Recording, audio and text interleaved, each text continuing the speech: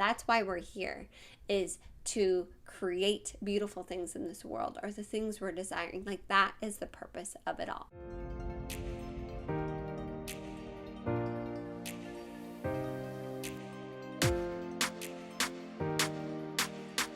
Hello, my loves, and welcome back to my channel. If you are new here, I am Lindsay Tanner. I usually have videos that are yoga flows or meditations or talk videos like this, but we're always discussing how to live your most aligning, present, and fulfilling life. So if you're into that, stick around, subscribe if you'd like to. But today I want to sit down and talk about what I have been reading this summer. I've done a few other videos like that for the other seasons this year if you're interested. But what's funny is I really only read one book this summer. In previous seasons, I had like multiple books going on at once, but this season's been a little busy. If you've been around here, you know why. If not, you can check out my other videos. So I've really only had time to read one book, but it has been a simply profound book. You can see it behind me here with my enlightened candle, which you know I love those candles.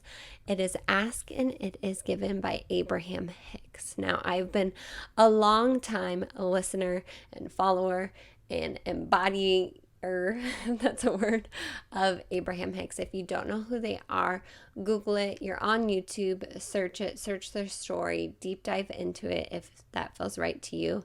It's kind of a long story of who they are. You can even check out the podcast episode I did. I went to one of their workshops a few months ago and I recapped that. You guys really seem to enjoy that content. So I thought it'd be fun to recap what I've learned from their book. But like I was saying, if you're not sure who they are, look into it. It's pretty out there, but if you're on my channel, I think you're kind of into out there stuff anyways. But to me, it doesn't really matter necessarily who it's coming through. Of course, you can have discernment and listen to your own internal guidance, your own intuition if it aligns with you. But the message is what is important. And Abraham Hicks' message is so simple and profound. It just hit with me right away as soon as I heard one of their talks or one of their workshops or one of their things that they had to say, their teachings. I knew this was something that resonated with me on a soul level. So what I'm doing today is, as I was reading this book, I was taking notes. I've organized my notes, and I'm just going to give you like the top really juicy parts of this book, obviously through my lens. So if you're interested, go check out the book yourself. I think that's what's so interesting, is everyone's own awareness interprets it in their own way. So obviously you're getting this through a Lindsay flavor, right? But maybe that's your flavor, maybe not. So let's go ahead and get into the juicy details of this book. So as I said, the book is called Ask and It Is Given. And according to Abraham, which is a group of non-physical beings, I'll just give you that tidbit there, this is universal law. When our awareness, our soul, our consciousness asks for something, or we have a desire for something, the universe is conspiring to bring us that thing immediately, no matter what. Now you may be thinking, okay, if that is universal law, if that is true, like why do we not all have like castles and Ferraris and $1 million, right?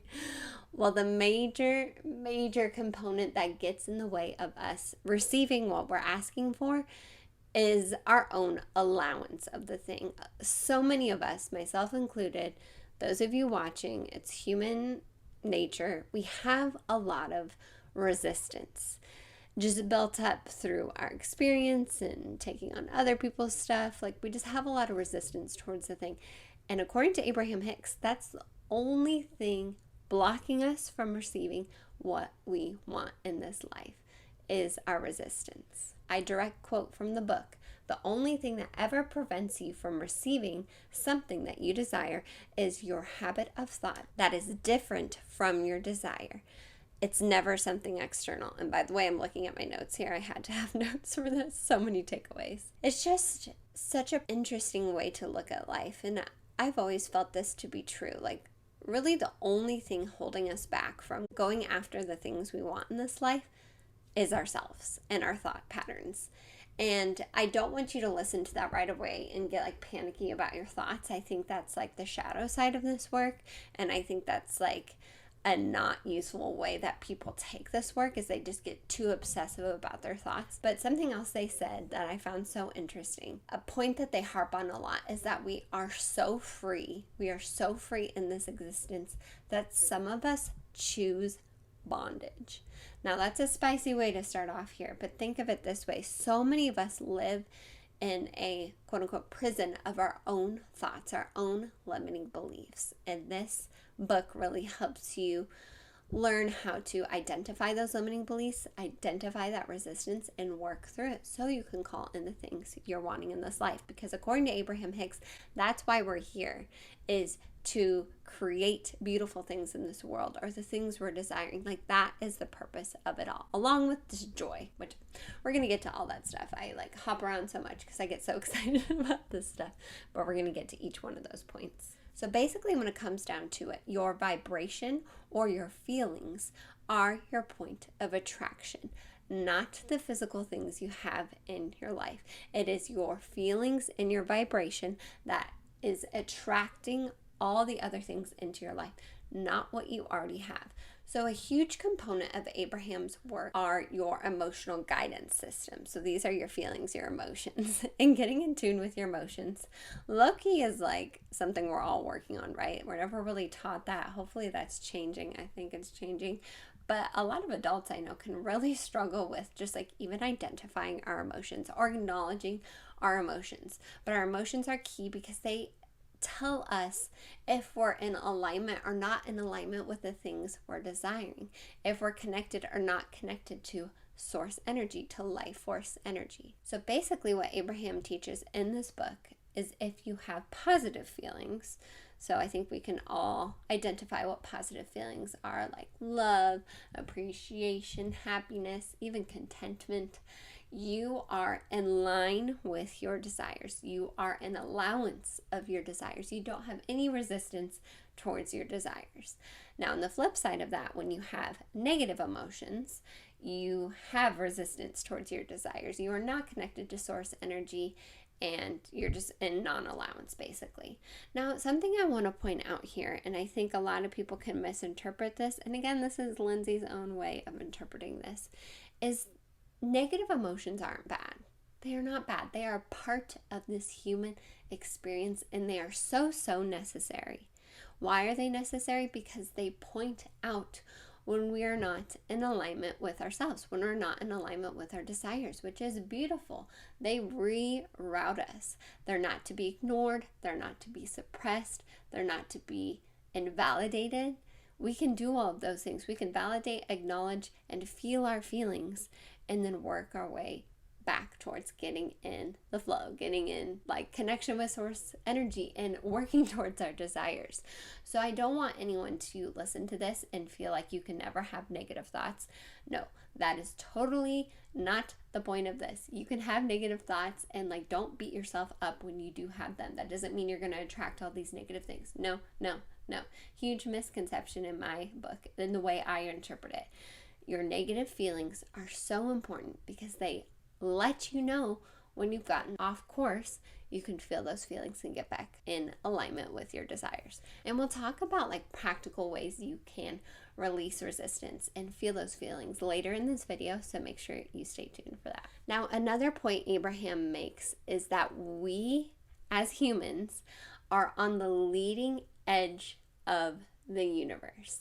And what they mean by that is, okay, so we came here into this experience. They believe we chose. I believe that too. We chose to incarnate here in the soul in this time and space to experience contrast. Now, I don't think anyone can debate that this reality has a lot of contrast. And I just think that's a beautiful way to word it. We have things we do want. We have things we do not want. We experience that contrast. And the beauty of that contrast is it sparks desires within us, which is the whole point of being here. Because what happens when we have these desires is we learn what we do want. And when we work towards what we do want, or even just ask for what we do want, the universe expands. This is the most natural process of the universe. We experience contrast, we launch a desire, or we figure out what we do want, and then the universe brings that towards us. And of course, we may have to release some resistance along the way there, but that is like the natural order of things.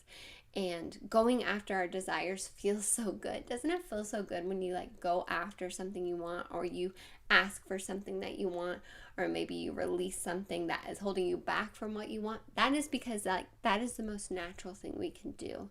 And when we suppress that, or when we deny our desires, that is like, they say, like the true squandering of a life. Again, don't beat yourself up about this, but like, it's so painful for us as humans to suppress those things, rightly so, because it's like the most natural thing we can do. Really, their point here is that we are like energy flowing beings. We are here to create based on the contrast that we experience. And that is our role, is to like let life force energy flow through us, not to be forced. That's another point we'll make later. So branching off of that, another thing that they teach is that well-being is in abundance, and it is our natural state. And when we're in a state of allowance, we can just let and allow well-being to flow through us. Now you may be thinking, I see a lot of not well-being in this world, in this reality. Well, one, we all create our own reality, and like what you focus on, you see more of, right? But of course, there are people in this experience that are not allowing the well-being to flow through them. It's when we resist this well-being that we have those negative feelings that come up. Now, something they mention in the book, a lot of these are like quotes I just pulled. I love this one, and this has inspired a lot of the work that I do here and on my podcast, Alignment Adventures. They said that most people do not allow the happy moments because they are too busy trying to get the happy life. Now, isn't that true? I can relate to that. I don't allow the little happy moments in my life because I'm too focused on like what I should be doing, or like getting things done, or crossing things off my to-do list. Yes, those are aspects of our reality, but like slowing down, flowing with the river, allowing life to flow through you allows you to have the space and awareness to notice those small, beautiful moments. And those small, beautiful moments make a big, beautiful life. So I just think that's a really important aspect, is just like getting in tune with like our awareness and slowing down to be aware of the beautiful, happy things that are happening in our life. Now, like I mentioned before, according to Abraham Hicks, the standard of success is the amount of joy that you feel, not the money, not the physical things you've manifested, not how far you've gotten in your career, not anything else. It's the amount of joy that you feel. Like, I need to like let that one soak in. I'll meditate on that one. Like, the standard of success is the amount of joy we feel. That just feels right in my body. I don't know about you, but that just feels so resonant. Now, along with our natural state of well-being, they say that appreciation and self-love are some of the most important things to nurture. And that appreciation truly is the closest vibration that they've seen in the universe that is like the closest to source energy. I hope that makes sense. So according to them, appreciation is as close as you can get to true source energy, like love from the universe. So that is why appreciation practices and gratitude practices are so popular, because that automatically gets you in such a high vibrational state that makes you a magnet for your desires. Now, this next point I love. I even made an Instagram post about it because I was like, more people need to hear this. But they said the greatest gift you can give is your happiness. And being selfish is one of the best things you can do. Connecting to yourself connects you to source energy, and everyone benefits when you are connected to source energy.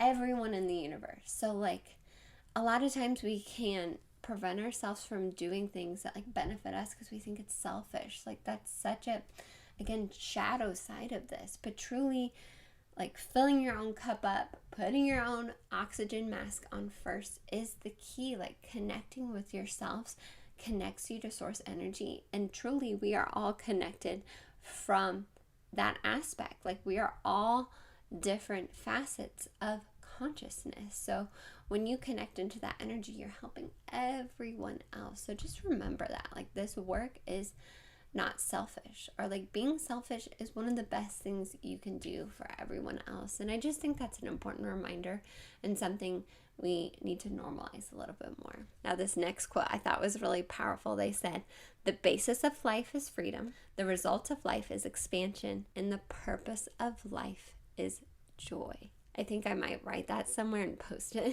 so I remember. Like, we have so much freedom that we don't realize. Like, we truly are our own, like, jail cell sometimes inside of our mind. And we're here to expand. We're here to have expansive thoughts and desires, you know. If nothing else, like, feel into that expansive feeling in your heart. And the result of that is just joy. Joy from going after your desires and allowing yourself to be happy. Like, I think a lot of times we just don't allow ourselves to truly be happy. I catch myself doing that all the time. Like, I will manifest the things I've been desiring, and then I don't enjoy them. Like, I just don't allow myself to be happy. And that's why I love Abraham Hicks' work so much, because it's like the simple, profound reminders that we need. Now, I have a section here called Co-Creating, and this has to do with like other people's energy, because we can do all of this work and discover all these things and study Abraham's work and like work on our own vibration, but there are other people co-creating with us, right? And a lot of times we can let that derail us from our journey. So these are just some profound reminders that I wanted to share with all of you. The first one, no one knows you best than you know you. You always know what's best for you at this moment. It's a matter of like breathing and tuning into that. That's why I have all my internal guidance work on this channel. Feel free to check that out so you can like tune into your internal guidance, your intuition, and know what's best for you in this moment. Now, this next one was something I need to hear. I can tend to be a people pleaser and really be affected by what I think other people think about me, and this is a game-changing way to look at that. When you respond to the way that other people feel about you, you have no control. However, when you're more interested about how you feel rather than how they feel about you, you have all of the control over the situation. So basically, to summarize that, instead of worrying about what other people are thinking about you, focus on how you feel, even how you feel about them thinking about you. That is the only thing you have control over, is your own vibration.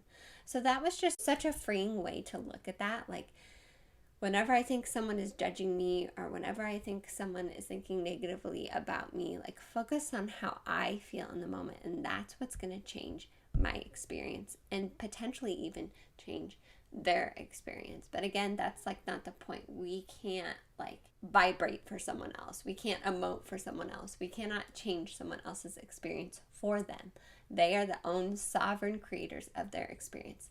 You are here to create your experience. But by you tuning into that beautiful, positive, loving energy, you are affecting their experience. So I hope that helps. So whenever you feel people-pleasing tendencies come up, girl, boy, whoever is watching, I am there with you.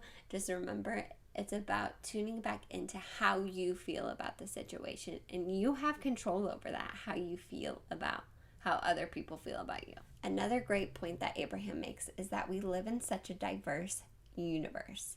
And I love this analogy. I even shared it with my family because I think it can be so beneficial. But we're all baking our own cake, metaphorically, right? Like, we're each baking our own cake of our life. And each one of us is going to use different ingredients for our cake. Like, some people love maybe vanilla cake. Some people love chocolate cake. Some people love strawberry cake. Some people love carrot cake. So many different cakes out there. And you may not love carrot cake, but that doesn't mean that the ingredients for carrot cake shouldn't exist. Like, there are people out there that love carrot cake, and they're going to need those ingredients to bake their own cake. And that is just so prevalent right now with the amount of diverse creations that are being created in our reality right now. Just because you wouldn't want to have that experience doesn't mean that someone else shouldn't have that experience. There's always the caveat of like, unless it's harming someone, right? Of course, those are unique situations, but if someone's creating their own experience and if they're not harming anyone and they're doing it in a loving, connected way, you can tell when someone's like tapped in and connected to source energy. You can just tell, like, let them have that experience, and that doesn't mean that you have to bake with those ingredients either. So it is such a freeing way to look at that diversity of the universe, which is so important. We need that diversity in the universe to expand it, to have that contrast, to make us form new desires, to expand the universe. It's all a part of the plan. It's all a part of the process. So just like lean into that diversity and remember that like you don't have to bake with those ingredients if you don't want to. You're baking your own cake. Now I love this next one. They say there's no need for competition. There is always enough. We live in a truly abundant universe. There's no shortage or lack. The only thing that blocks us is non-allowance of the desires. I just know that's an easy one for us to fall into, that scarcity mindset, or scarcity, tomato, however you say it. But that's not a truth that I'm going to tap into. And that leads me into my next point. Each person has kind of like formed their own truths based on their experiences, and sometimes we feel like obliged to take on this truth too, just because we're like in this experience with this other person. But maybe that's a truth you don't want to have. Like, you don't want to have a scarcity mindset around money, so like that's not something, a truth that you're going to put attention on. But other people have created these other truths that don't serve them because they put so much attention on them. So just something to be aware of, again, because we're in this co-creation situation with other people, other souls. You don't have to take on other people's truths if it doesn't serve you and doesn't align with you. Let's get into the juicy stuff here. So basically, going back to the beginning, Abraham is saying, when you ask for something, it's given to you. The universe is bringing it to you without question. The only thing that's stopping you is the resistance.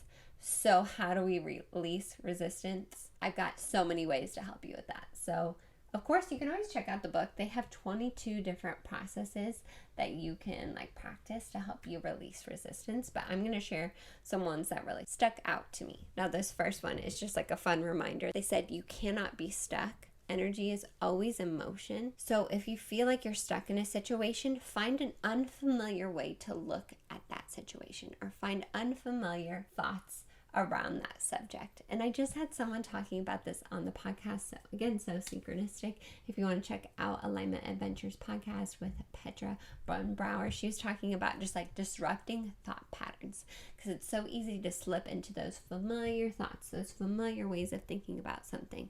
But if you just totally disrupt that thought pattern, that's going to get you unstuck around that situation. The next thing is, a lot of times we focus on the results we want. Like when we ask for something, we focus on the results, and that can again get us stuck or make us feel like we're losing our way a little bit. When we focus on the way we want to feel rather than the results of what we're trying to go after, that's going to make us such a clear magnet to the things we're desiring. Like when the thing you're desiring just seems like the next logical step because you feel like you already have it, that's when you know you're like right on the verge of manifesting that thing. And that's kind of the paradox of all of this. Like, why do we want certain things? Why do we desire certain things? Because we think they're going to make us feel a certain way.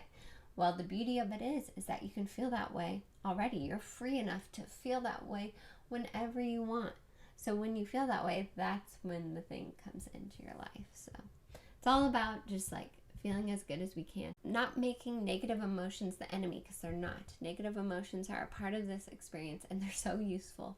But feeling them and then, allowing ourselves to feel good again. The ebbs and the flows, the beauty of this life. Another thing they talk about is that people want to make big jumps. So my bookmark in my book is actually this postcard that I got from the workshop, and it's the emotional scale, and it's like 20 different emotions going from the lowest emotion, lowest vibration emotion, which again isn't evil, isn't bad, all the way to the highest emotion. And sometimes people want to jump all the way from like the lowest low to the highest high, and that can be very discouraging because that can be very difficult. It's about these small jumps from like, depression to maybe anger, or like from anger to maybe, I can't remember what the next one is, but like blame or something like that. I'd have to get the card out. and then maybe from blame to contentment, and then to hope, So just like making these small shifts around a situation, which takes time. Don't expect to do this all at once. Maybe it will take a few days to move up the emotional scale, but it's those small shifts that are really going to make you feel better and give you relief from that suffering, because it does feel like suffering sometimes, even though those aren't the enemy, the negative emotions aren't the enemy. It can feel very like icky to be in that spot sometimes, right? But just allowing yourself to be there allows you to move up the scale. This next one is so simple, but the more playful you are, the less resistance you have. So just have more fun, okay? If nothing else from this video, remember to have more fun. When we think about why we want something, that can soften the resistance as well. When we think about the what, where, how, who, that can really block our resistance, because that's what we want to know. Like, when is this going to happen? Who's it going to involve? When am I going to meet my soulmate? When am I going to find my dream house, right? But those tend to be big blockers of our resistance, or big blockers to our manifestations. So instead, focus on the why. The why is really the true essence of your desire. So focus on the why rather than the what, who, how, when. Now, they touched on meditation, which is obviously something I highly regard. I have meditations on my channel. I think it is such a powerful practice. But they believe that meditation is so powerful because it stops those resistant thoughts. Like, if you can just slow down those negative thoughts you have about something, that is going to allow your natural state, which, what do we say our natural state is? Well-being, to come through. So just being able to slow down the mind, if nothing else, and hopefully stop those negative thoughts for a bit, allows your natural state, your natural well-being to come through. Now, I love something that they said in the book about meditation. I guess people ask Abraham if it's normal for hell to break loose when they start a meditation practice. And they said, yes, since you're bringing yourself into a heightened state of sensitivity, and previously low vibe situations or states are very uncomfortable to you. Like, how many of you feel that? I feel like I'm extra sensitive to like low vibe conversations, low vibe thought patterns. And I also have a lot of compassion too, because I've been there, but I also like have less tolerance for it. I don't know, it's an interesting spot to be in. So reading that was very validating, because it just feels so uncomfortable, because you know that there's another path, another way to see things. So just being compassionate with yourself as we navigate through this reality, and going back to those things I said about co-creation. It's not about how other people feel, it's about how you feel about the situation. That gives you the control and the empowerment back and changes your reality. Now, Abraham said if they were in our physical shoes, which they are not in physical shoes, they are non-physical beings, they would meditate 10 to 15 minutes a day. And they didn't even really call it meditation. They called it allowing practice of just breathing. So just sit there and breathe for 10 to 15 minutes. Even if you can't do that, like a couple minutes is so powerful. So this is just a reminder to, allow yourself to meditate. And it doesn't have to be a guided meditation like I have on my practice. You can truly just put on soft music, breathe, and go with it. No, I really love this quote, and I highlighted it and I had to include it. So I guess someone said, Abraham, I've been negative for 50 years. Do I need to have another 60 years to undo it? And they said, no, 15 minutes should do. So that just goes to show the power of this practice. It doesn't take as long as we think to rewire those negative thought patterns we have. Like, just slowing down and tuning in 15 minutes a day, 10 minutes a day is going to potentially drastically change the way that you see your reality, which is so, so beautiful. I have to resituate my legs here. I'm talking much more than I thought, and sometimes it hurts to sit in the same spot for too long. So this next one is funny, though, what it's called, and I'm going to insert a clip here, but it's called pivoting. Pivot! Now, again, this is so simple and profound, but it's about pivoting from what you do not want to what you do want.